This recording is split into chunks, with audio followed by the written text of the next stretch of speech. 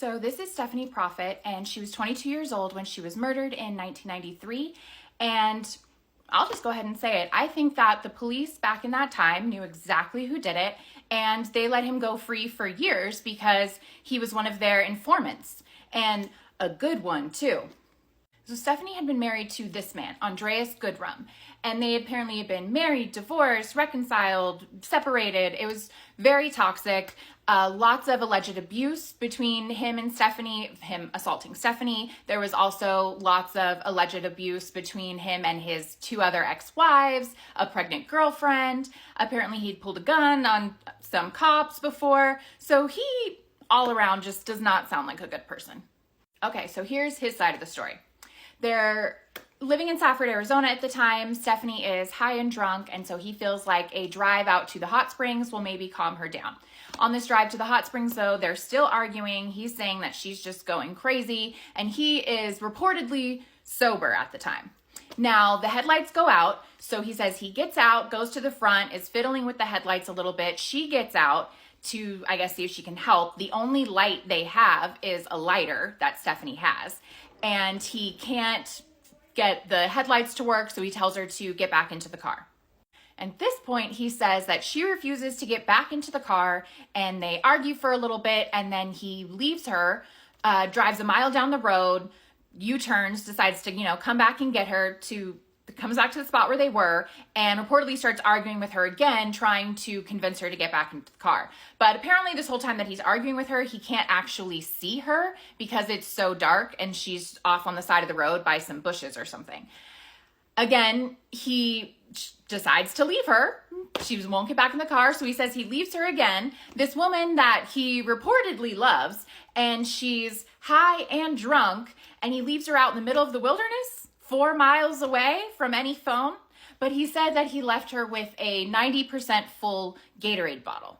So he says he's going to go home to get a van that has working headlights and come back. Well, by the time he gets the van and gets back over to where he left her, it's sunrise, and he doesn't see her anywhere. So he decides to drive back into town and open up his shop, business as usual, at 7:30 a.m., and then he says he tries to call her mom to tell her that he can't find her daughter, but he doesn't think to call 911 at all.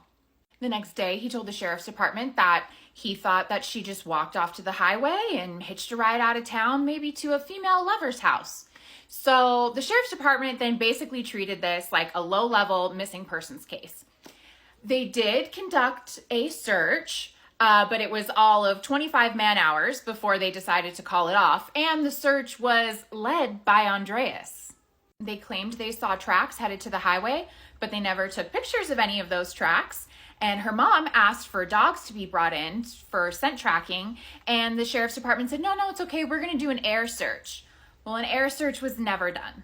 Then 55 days after she disappeared, a hunter would find some left arm bones, and then deputies would go on to find the rest of the remains of Stephanie Prophet. Now, an autopsy was done. It was determined inconclusive. There were no drugs in her system, and they're saying it could have been strangulation. Now, here's some circumstantial evidence. Tell me what you think.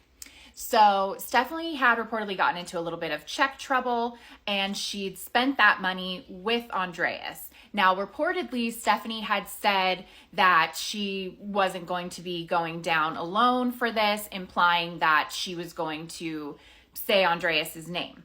Her court appearance was supposed to be August 23rd. She went missing the night of August 17th. Now, Stephanie's mom said that police didn't interrogate him or search his property or his vehicles, so she hired a PI. And the PI actually found that the sheriff's department lost the original missing persons report. Also circumstantial, but the morning after her disappearance, Andreas parked Stephanie's truck in the front lot of his shop with a for sale sign on it. The day after she disappears. Who does that? And then her family said that he also began selling off her things. He sold her, within a couple days, he sold her animals, her horses, her dogs. He sold the trailer that she lived in. And then he even eventually sold the van that he said he went back for that night. Now, I know none of this is hard evidence, but I think that's because the police wouldn't let anybody get any hard evidence. And I think that's because Andreas was a confidential informant for the Graham County Sheriff's Department and also the Safford Police Department. He wasn't interrogated for 7 weeks, but the Sheriff's Department said, oh, well, we gave him a lie detector test and he passed. But the Arizona Attorney General's office has issues with that polygraph test. Even the polygraph examiner himself had issues with the test. Something about like the questions that the Sheriff's Department gave him to ask. Now, when Stephanie's body was found, her mom's private investigator asked for one of their own polygraph examiners to give him another test. So they had one of the top polygraphers in the country, and he asked him a very pointed question: did you kill Stephanie? He said no, and that was a lie. And nothing more was ever done in Stephanie's case. So I started looking online, trying to find, where's Andreas? What's he up to now? I found that in 2003, which was 10 years after Stephanie's murder, he was sentenced to prison for a road rage incident where he almost killed 5 teenagers. He was sentenced to 3 years and 6 months. So he was released in April of 2006, and then he actually passed away a couple months later at the age of 61.